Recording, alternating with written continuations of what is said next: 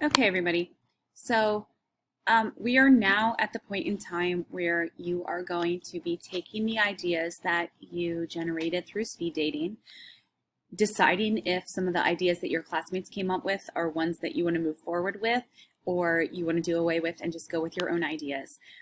It doesn't matter. The only thing that really matters here is that you practice academic honesty in that you are absolutely not utilizing the internet or any other sources of information to add to your essay. It's not going to be available to you for this argument essay, and so doing so now is cheating yourself. Okay, so you need to make sure that you are staying true to just what is already in your brain, utilizing GOPHERS as an acronym to kind of pull out information from all types of different areas. And like I said, we're going to be building hopefully your general knowledge as well throughout the remainder of the course. So what you're going to do when you go into Schoology now, you'll see your work folder. For A Day Kids, it's November 13th. B Day Kids, yours will be a little bit different, but the same stuff will be there. The first thing that you'll have is you'll have a PDF copy of the argument rubric that is the conversion scale. And then you'll see argumentative essay. So when we look at this, you're going to be using your original prompt from class, and I want you to basically set your essay up in that classical structure. So if we think back, way back, right, to, well, it feels like a long time ago, it wasn't that long ago, when we were actually arranging the essay in the classical order by kind of manipulating the different parts, I want you to use that classic method in creating your first argumentative essay. It's going to feel very comfortable to use a 5-paragraph format, and I'm going to ask you to do so for this one. But ultimately, when you're writing an essay, it does not just have to be 5 paragraphs. I'm going to have us do that this time just so that we get so that we're more comfortable with getting our ideas on paper. So when you look at this, right, you want to make sure that you have a good hook, an introduction, something that's piquing interest, and then getting down to your claim statement. Your claim should be arguable. Your thesis statement can be closed, it can be open, or it can be counter. It doesn't matter. You write whatever feels most comfortable to you at this point. Somewhere, whether it's in the introduction or it's in your first body paragraph, you want to establish why this is important, right?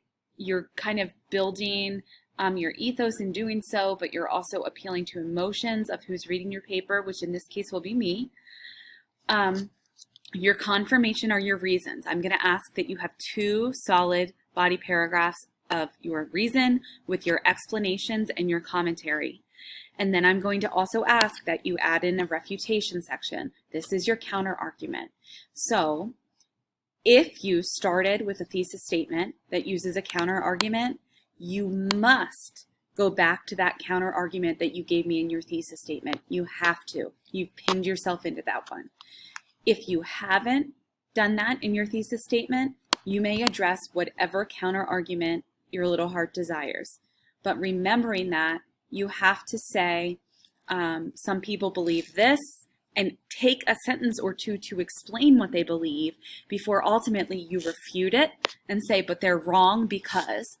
Or you use the qualifier where you say, this is right in some instances, or even sometimes my philosophy doesn't work in these certain cases, but the overwhelming majority of the time it does work, that kind of thing.